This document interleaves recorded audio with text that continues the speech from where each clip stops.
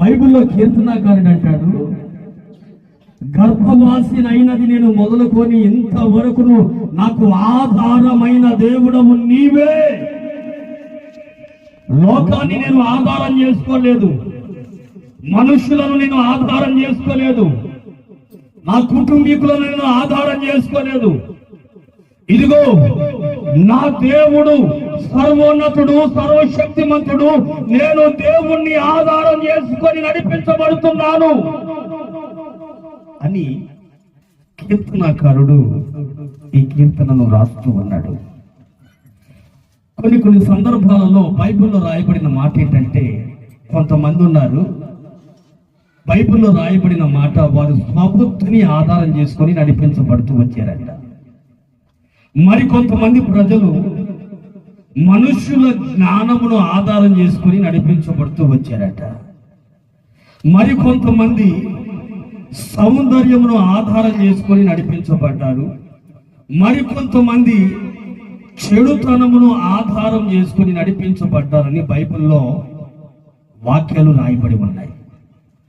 అయితే భక్తుడు అంటాడు, చూడండి, కీర్తనల గ్రంథము 82వ అధ్యాయము 5వ వాక్యం. జనులకు తెలివి లేదు, వారు గ్రహింపరు,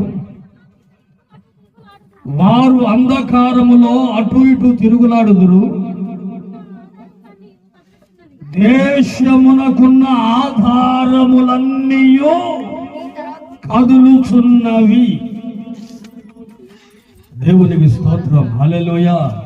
బైబిల్లో రాయబడిన మాట ఏంటంటే, దేశమునకున్న ఆధారములన్నీ కదులుచున్నవి. ఈరోజు చిన్నతనం నుంచి చాలా జాగ్రత్తగా గమనించినట్లయితే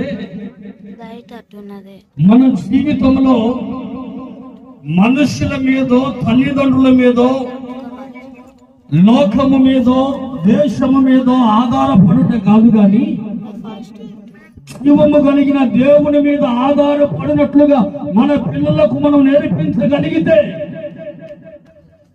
వారు ఒక ఉన్నతమైన ప్రయోజనకరమైన స్థితిలో వారు నడిపించబడతారు.